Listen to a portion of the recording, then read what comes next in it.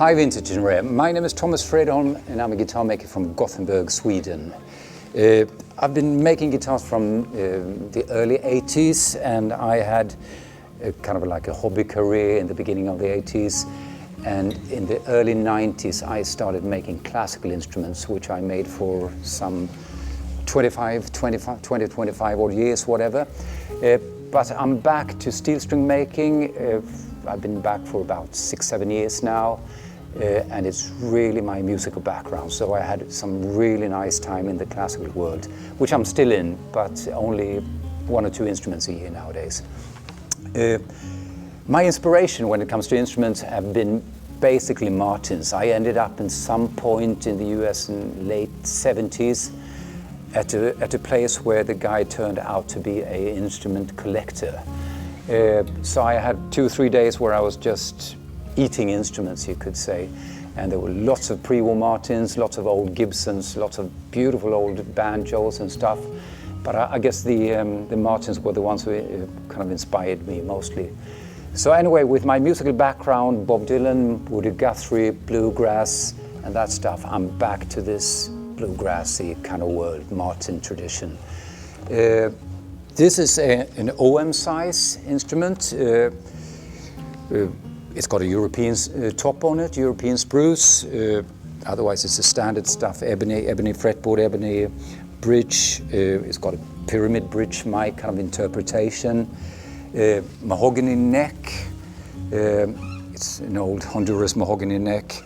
It's Indian rosewood, and the bindings that you can see here is Padauk, which is kind of my way of approaching, a different way of approaching the traditional white plastic bindings or ivory bindings. Indian rosewood, in my opinion, or in my taste anyway, is really what I enjoy. I've got lots of Brazilian rosewood hanging around. It's got a different character to it, but I think I can get the best of the mahogany and combined with the really good sides of Brazilian into Indian rosewood. It's really my preference. Lots of talk about Brazilian rosewood. The hype is it's the best wood in the world. It is really nice. It's the most beautiful wood in the world for sure. But I do prefer, just as I said, Indian rosewood tonal quality wise. I have lots of it, so I do not have to choose Indian because I do not have enough Brazilian or anything like that.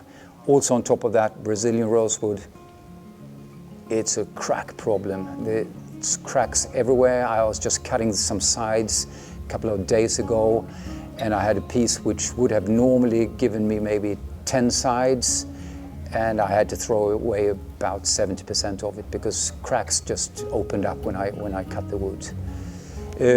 European spruce for the top, as I have here. This is slightly tinted. It's got a shellac finish on it. The shellac has got a slight color of reddish, brownish in it. The European spruce, in my opinion, is probably similar to Adirondack, which I never tried really, but tapping it and looking at the wood, they really do have the same characters. I always say that European spruce has got a higher potential of making the best instrument in the world compared to Sitka spruce, which is so established in the business somehow. Though Sitka spruce, which is so nicely split sometimes because of the width of the logs, is of course better to have a really nicely split Sitka than a badly cut European.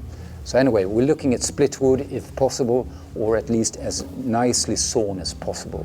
So this is a Dreadnought size of mine, just as the OM size I showed you before. This has got edging with Padauk. It's Indian rosewood, back and sides, mahogany neck, Honduran mahogany. And it of course has got the old diamond thing here, which goes back to the 1800s, I guess, but it's pretty much a Martin inspiration from my side. I do this differently all the time.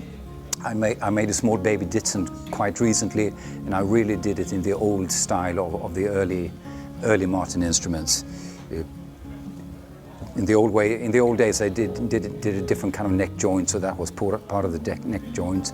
But this is just an aesthetic thing. Top is European spruce. It's actually Italian spruce. It is slightly different, I think, from the German spruce I have, probably depending on the fact that it grows slightly higher up in the mountains. I do really like that. Nowadays you can get some really nicely split Italian spruce from a couple of places. Also some Austrian and European and German spruce, I think, also. But European spruce is really what I do like.